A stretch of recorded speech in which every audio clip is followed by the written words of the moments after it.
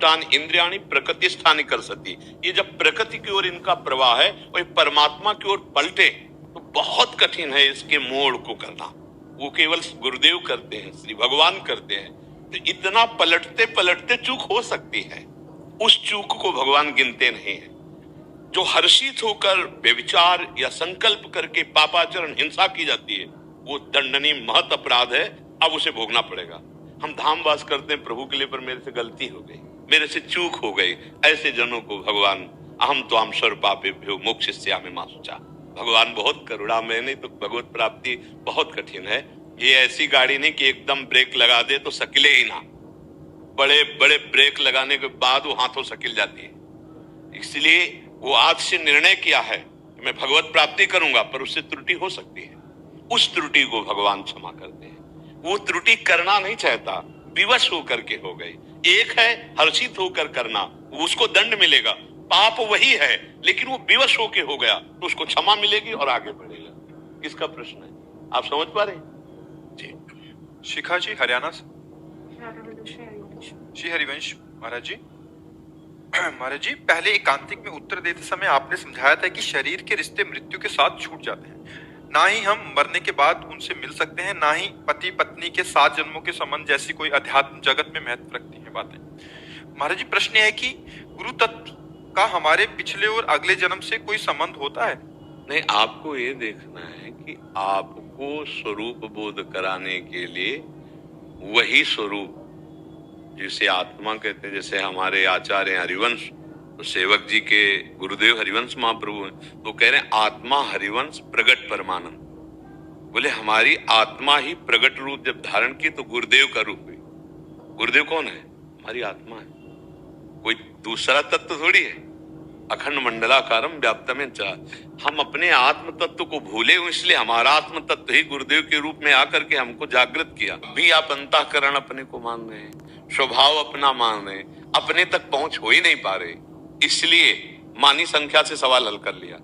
मानी संख्या मेरे परमात्मा गुरुदेव, अब उनके वचन के अनुसार मुझे चलना है। और जब चल के जहां पहुंचे तो एक ही निकला, वो मैं गुरुदेव था और मैं ही आत्म तत्व था, कोई दो नहीं थे, वो एक ही होता है।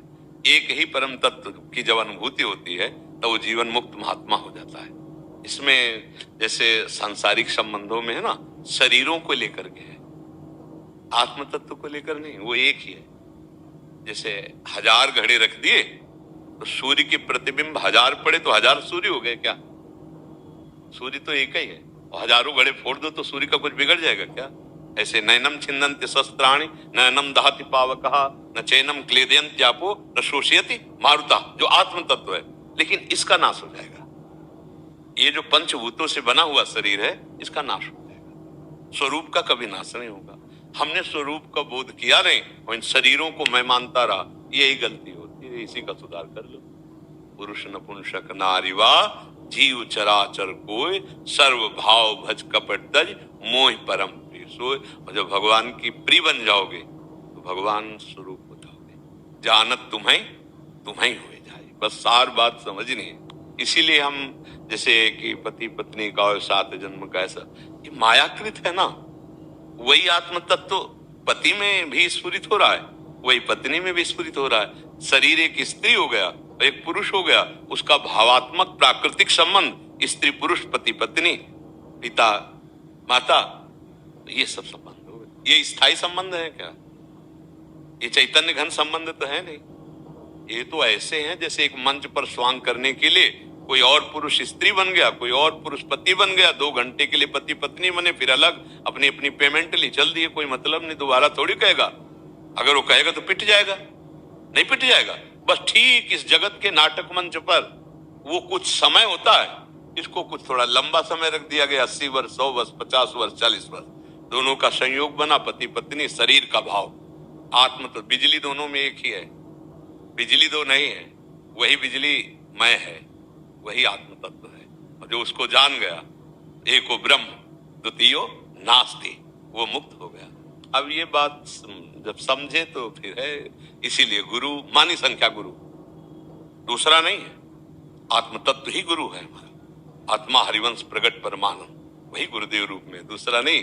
पर वो आत्म तत्व जो मैं है वही हम द्वैत में फंस गए, तो हमें द्वैत से मुक्त करने के लिए हुआ, और जब मुक्त हुए तो एक ही बचा, सवाल हल हो गया। एक, जब तक दो दिखाई दे तब तक सवाल हल नहीं हुआ। अभी दो क्या, अब तो अनंत दिखाई दे रहे हैं, नानात्व दिखाई दे रहा है, अभी तो प्रश्न ही प्रश्न है। प्रश्न तब समाप्त हो जाएगा, एको ब्रह्म द्वितीयो नास्ति। अब समस्या का समाधान हो गया। समझ पाए, शायद समझ पाओ।